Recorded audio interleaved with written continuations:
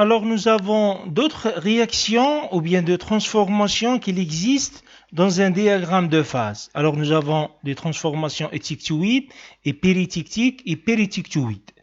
Alors, avant ça, avant de parler d'autres transformations, je vous rappelle pour la réaction étictique. Alors, une petite explication concernant la signification de l'étictique que j'ai déjà expliqué. Comme vous avez vu, alors, par exemple, dans un diagramme avec mixabilité nulle ici, donc nous avons une mixabilité nulle à l'état solide. Ici, nous avons un isotherme, c'est-à-dire une température qui est constante. Donc j'ai un point qui s'appelle l'étictique E ici. Donc, je vais nommer tous les différents domaines. C'est le solide. Donc ici, le solide A plus B, donc solide A plus B, A plus liquide, B plus liquide, et ici, liquide homogène. Au nom, c'est liquide homogène. Donc, c'est quoi la signification de E? Donc, vous voyez que liquide homogène. Alors, l'étictique, nous avons une transformation en deux phases solides. Alors, alpha et bêta, ou bien solution A plus B. Donc, nous avons transformation de deux phases, c'est-à-dire se comporte comme un corps pur. Le point ici étictique, il se comporte comme un point, un corps pur, pardon. Donc, alors, c'est une transformation. Alors, c'est un composé qui a une transformation de fusion bien définie, c'est-à-dire la température T qui s'appelle l'étictique. Donc, c'est quoi l'étictique? C'est un mélange de deux ou plusieurs, de deux ou plusieurs corps purs qui se forment et se solidifient à une température constante. Donc, vous pouvez remarquer le mélange de A solide et B solide qui se font bien se solidifier, donc c'est-à-dire le sens de la fusion, donc ils se font à une température constante. Par contre, le sens vers le bas, c'est le sens de la solidification, c'est-à-dire l'obtention de solide. Donc voilà, chaque fois que vous voyez une courbe comme ça, l'intersection entre les deux courbes de le liquidus et solidus, ça c'est liquidus, et ça c'est solidus, alors l'intersection, ça nous donne un point étictique. Alors, pour le diagramme de transformation étictoïde, à droite ici, donc le mécanisme de la transformation étictoïde est très ressemblable à la transformation étictique. C'est pour cela que j'ai répété d'expliquer la transformation étictique. Mais au cours de cette transformation, c'est une phase solide qui se forme simultanément en deux nouvelles phases solides. Donc, c'est la même chose pour l'étictique, sauf que pour l'étictoïde, au lieu de passer à une phase liquide, on passe à une phase solide. Alors, il s'agit de deux phases solides. Voyez par exemple le diagramme de fer-carbone. Donc nous avons une transformation de l'austenite gamma vers ferrite alpha plus perlite.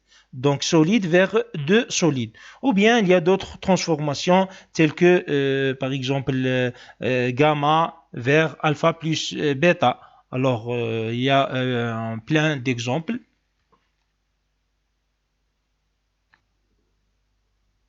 Pour la transformation péritictique, alors ici je donne un exemple ici à gauche, donc voici la référence, vous pouvez le consulter. La transformation péritictique, nous avons l'allure générale du diagramme avec un point péritictique est présenté ici dans cette figure. Le segment P1, P2 est appelé l'horizontale péritictique. Le point P ici, donc nous avons un point péritictique par rapport au diagramme sont situés de part et d'autre part l'horizontale péritictique. Ça, c'est l'horizontale péritictique P1, P2. Donc, par rapport au diagramme sont situés, donc ce type de diagramme est moins important que les autres diagrammes, notamment l'étiquetique. Donc, c'est rare de trouver des transformations péritictiques. Et cependant, les caractéristiques des systèmes, par exemple l'argent, le platine, comme cet exemple ici, et d'autres exemples comme l'argent, l'or, par exemple, et le cuivre, l'étain, comme on va voir plus tard. Alors, les lois de refroidissement d'un alliage de concentration donnée, c'est donc analogue à celle décrite pour un diagramme étiquetique. Donc, c'est la même chose, sauf que dans un diagramme péritictique, une phase liquide et une phase solide se transforment en une seule phase solide de composition définie. Le liquidis ici, le liquidis en rouge, donc ici le liquidis en rouge et le solidis en bleu, qu'ont 2 points de rencontre à 0%, de 0% à 100% de platine. Alors le point P est appelé le point péritictique. Ici, le point P, c'est de péritictique. Le point péritictique est invariant à une température fixée, avec un équilibre bien sûr entre les 3 phases. Donc ici, par exemple, à 1185 degrés Celsius. Donc nous avons transformation liquide plus bêta vers alpha. Liquide plus bêta vers alpha. Alors la partie supérieure du diagramme de phase et l'alliage l'argent-platine illustre l'aspect typique alors, de transformation de type péritictique. Ici, le point péritictique se situe, comme j'ai dit, à 1185 degrés Celsius pour une composition de 55%, ici le point P, donc 55% de platine et le reste c'est de 45% de l'argent. À cette composition, jusqu'au-dessus de 1185, coexistent 2 phases. Une phase bêta solide de composition CB86, ici P2, 86% de platine, et aussi se comporte comme des solutions solides à un seul faisceau. Alors, les alliages dont la composition est comprise entre P1 et P vont avoir apparaître dans un premier temps de la phase liquide. Une phase bêta dans la composition va évoluer progressivement jusqu'à la concentration en P2, 80, ici, de 86% de platine. Alors, lorsque la température péritictique est tente, il se produit une transformation isotherme de solide bêta de 85% de platine et en solide alpha de 55%, ici de 55% de platine toujours. Après cette transformation, il subsiste encore une phase liquide. Alors la solidification va se produire, ça se poursuivre en évolution vers la phase alpha unique. Alors, les alliages dans la composition, y compris entre P et P2, débutent de façon inditique précédente. Mais lorsque la température péritictique est atteinte, une partie de la phase bêta va disparaître. Donc, il n'y a plus de bêta. Combiné avec le liquide pour former la phase alpha, cependant, la quantité de liquide n'est pas suffisante pour faire disparaître totalement la totalité de la phase bêta. Celle-ci va coexister avec la phase alpha et donnerait donc un alliage biphasé, alpha plus bêta. Alors ça, c'est pour le péritictique. Je répète, vous pouvez remarquer la différence. Donc, le péritictique, il possède un composé défini qui s'appelle le point P.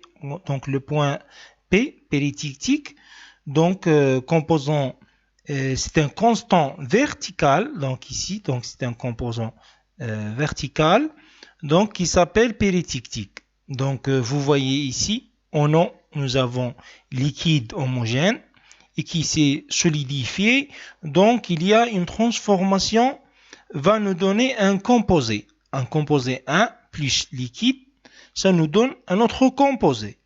Donc, comme vous voyez ici, donc c'est le point péritictique, plus qu'un composé qui s'appelle comprendre composer un solide. Donc, c'est un solide plus les liquides, ça nous donne un solide en l'équilibre, bien sûr. Donc, ce point-là, on l'équilibre avec le péritictique, donc le point P, il se compose qui s'appelle péritictique, donc vous pouvez remarquer la différence. Donc lorsque on parle de l'étictique, on a une transformation de la phase liquide vers de solide, rappelez-vous. Et la transformation directe, donc liquide en l'équilibre avec de solide. Mais par contre, ici, nous avons à l'équilibre avec un autre liquide, donc de deux solides. Donc, la signification de péritictique, et par définition, c'est le point péritictique est un mélange de deux corps purs dont les proportions définies, qui font de manière particulière. Il se décompose en un solide et un liquide. Donc, un nouveau solide tendant une phase différente de celle de péritictique. Donc la phase de péritictique est différente de la phase solide. Eh bien, péritictique, c'est un mélange de deux ou plusieurs corps purs qui se font de son identifiés. Donc à une température constante, bien sûr. Donc s'ils font des vers le sens, mais qui se solidifient, c'est-à-dire vers le sens inverse, à une température constante, de manière uniforme. Alors voilà. Contrairement au mélange habituel, le changement de température conduit à une variation de la proportion de solide par rapport à celle du liquide. Alors cette température est propre bien sûr pour chaque mélange. Pour chaque mélange, à titre d'exemple, l'argent platin ici, 1185 degrés Celsius.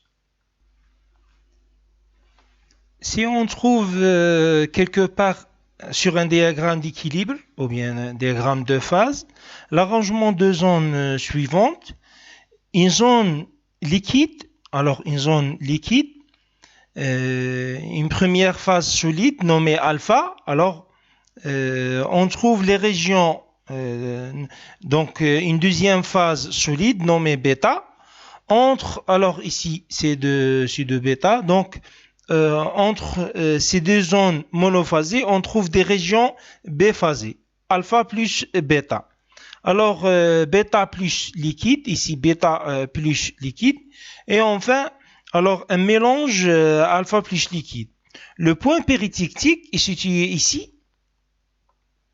Donc, il est caractérisé par la transformation d'un mélange contenant un solide et un liquide en un nouveau solide.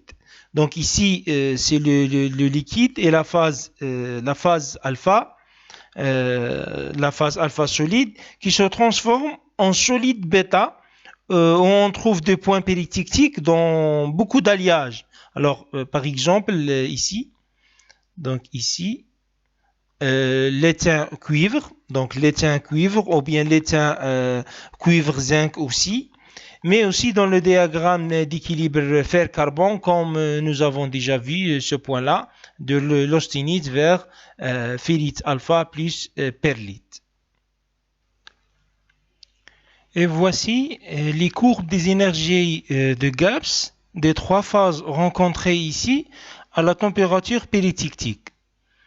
Donc ici, les phases alpha, bêta et le liquide, il y a évidemment une tangente commune.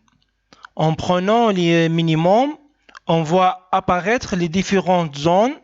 On augmente la fraction massique, d'abord alpha, puis un mélange alpha plus bêta, un autre mélange bêta plus liquide ici, et enfin finalement le liquide homogène. il faut noter que l'ordre est différent de celui d'un point étiquetique. On a alpha bêta liquide à la place de alpha liquide et bêta. Donc, cela correspond au diagramme de phase car péritictique.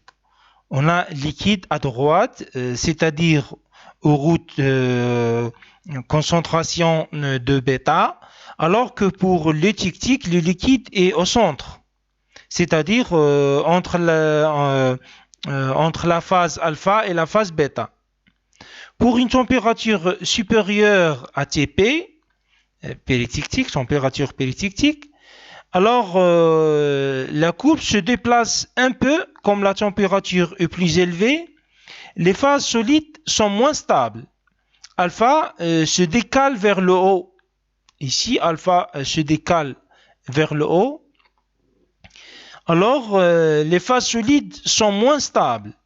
Alpha se décale vers le haut. Et ici, à gauche, ce qui est réduit, la gamme de la composition, O, elle apparaît. Donc, de même courbe bêta remonte, et il n'est plus possible de faire passer une tangente commune par un des points ici. Donc, ce n'est pas possible de le mettre. Évidemment, le liquide se stabilise, donc sa courbe G baisse. On peut dessiner une tangente commune à alpha au liquide sur cette température et on trouve que les trois régions distinctes, alpha solide bien sûr, alpha plus liquide et le liquide. Et pour une température inférieure à Tp, température péritictique, donc les phases solides stabilisent, la courbe bêta abaisse et permet de créer deux tangentes distinctes. Une avec alpha pour les compositions pauvres en B, ici, composition B ici, donc elle est pauvre en B, et une avec liquide plus à droite ici. Donc, à cette température, 5 régions. On distingue 5 régions. Alors, je ne l'ai pas écrit ici. Donc, nous avons alpha, un mélange alpha-bêta, bêta, et un mélange bêta plus liquide, et le liquide. Alors, si on remporte les différentes régions observées en fonction de la composition, pour les trois températures sur un diagramme de phase, on voit apparaître la formation caractéristique de périphérique. Pour un mélange qui a exactement la composition péritictique, Cp, et que l'on refroidit depuis sa phase liquide, va d'abord former des dendrites. Alors, d'alpha solide dans le liquide ici. À la température T1 ici, donc Cp, voici la température T1 à une composition donnée C0, composition nominale. À T1, le premier germe de phase solide alpha va naître dans le liquide, va naître dans le liquide. La fraction volumique de ces dendrites va augmenter jusqu'à Tp. Mais elle n'apparaîtra jamais, ici Tp, elle n'apparaîtra jamais de 100%. Ça, vous pouvez le vérifier à l'aide des règles des segments, la règle du levier, des bras de levier. Pour rappeler la transformation péritictique, commence avec une phase solide et du liquide. La fraction de liquide à ce point-là, alors commence avec une phase solide et du liquide. La fraction de liquide à ce point-là est d'environ donc ici, on peut le calculer ici, c'est de C0 ou bien C péritictique. On peut le calculer avec la règle du levier. En dessus, ici, la phase bêta, donc en dessus de la température péritictique, la deuxième phase solide bêta commence à apparaître. Évidemment, elle va germer où la conditions sont les plus favorables. Dans ce cas d'état, profitera de l'état de présence de dendrites alpha solide pour nucléarer à la surface. Donc, cette germination est assez particulière en plus de la température de la composition, l'énergie de la surface et la carbure des interfaces en jouant un rôle prépondérant.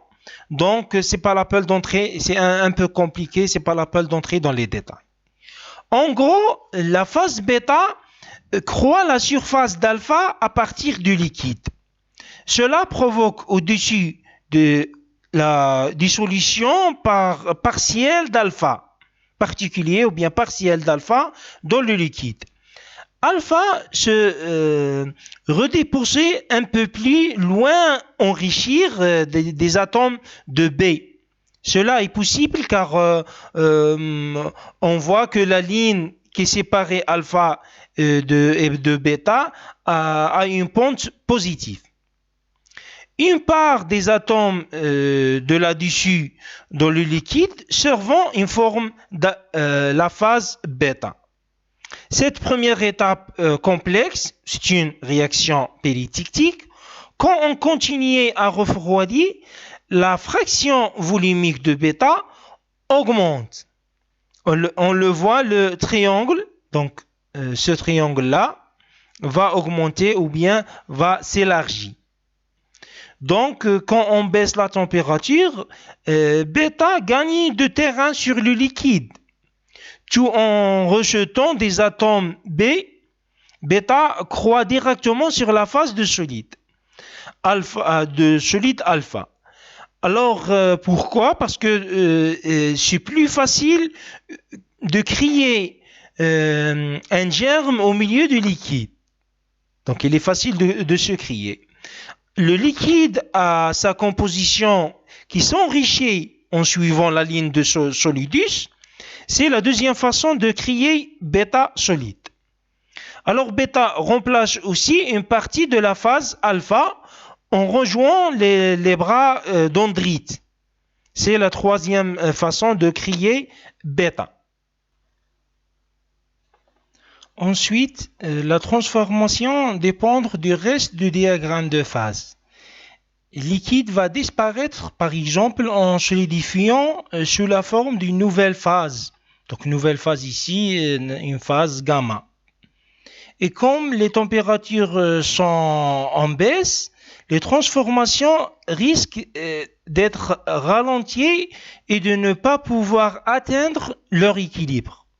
Donc, la microstructure pourrait différer un peu de ce qui est donné par un diagramme de phase ou bien un diagramme d'équilibre. Alors, pour résumer, nous allons commencer de solidifier un alliage avec une composition un peu inférieure à la composition péritictique ici. Donc ici, dans le domaine ici, ça s'appelle hypopéritictique, écrit au début comme pour un alliage avec la composition péritictique et dendrite d'alpha. Alors, progressivement se forme dans le liquide. À la température T1, et dendrites peuvent déjà occuper, par exemple ici, de 50% de volume total. À la température péritictique, croissance de dendrites d'alpha, dans le liquide s'arrête. Donc à ce point-là, donc ici, par exemple, nous ne sommes pas dans le péritictique, nous sommes dans le alpha plus bêta, ici, à ce point-là, par exemple, T2. Alors, juste en dessus de TP, le liquide a disparu, ce qui n'était pas le cas de la composition péritictique. D'accord? Donc, pour des compositions supérieures à Cp, cela va avoir un grand impact et regarder les retarder, c'est-à-dire la transformation est lourde, car la diffusion est beaucoup plus lente dans le solide que dans le liquide. Si la température baisse trop rapidement, le reste du liquide trempé forme un mélange d'alpha et bêta avec une structure généralement fine. La transformation, la transformation péritictique n'est pas terminée ici. Alors, elle va recommencer quand la température baisse et quand l'on rentre dans le triangle bêta, dans ce triangle bêta. Alors ici, à ce point ici par exemple T2 et ici T3. Alors, ici bêta va essayer de former une couche continuée en rejoindre les dendrites d'alpha et en avançant dans le liquide trempé. Comme la diffusion est faible, il arrive souvent que la transformation de péritictique ne s'achève pas et la couche de bêta ne recouvre pas complètement les dendrites d'alpha. Alors voilà, c'est tout pour les péritictiques. Comme vous l'avez vu, la transformation est un peu compliquée par rapport à le cas tictique et particulier car les deux phases solides n'apparaissent pas en même temps. Et quand la partie de la transformation risque de devoir se faire uniquement dans des phases solides. Alors maintenant, il n'y a pas assez de temps, donc je passe directement sur le dendrite. Donc, dendrite, donc comme vous voyez ici, pardon, on parle de congruence. On peut dire qu'il y a congruence, la fusion congruence, quand il n'y a pas de fractionnement des éléments aux isotopes. Alors on parle de fusion congruent quand on a fait deux composés ne forment pas de solution solide, donc pas de mixabilité. Ils forment un composé intermédiaire et qui est stable ou instable. Alors, si la phase liquide et la phase solide ont même composé, on dit que le point de fusion du composé intermédiaire est congruent. Et si le composé intermédiaire est instable et qu'il se décompose à une température inférieure à son point de fusion, on parle de, ça c'est le point de fusion, donc on parle de incongruent. Donc incongruent et congruent ici. Donc généralement, dans le congruent, fusion congruente, nous avons deux points étiquetés, point E1 et E2. Donc on parle ici de fusion congruente. Alors, généralement, la notion congruence s'applique à tous les domaines. Minéralogie, physique des matériaux, chimie, métallurgie, etc.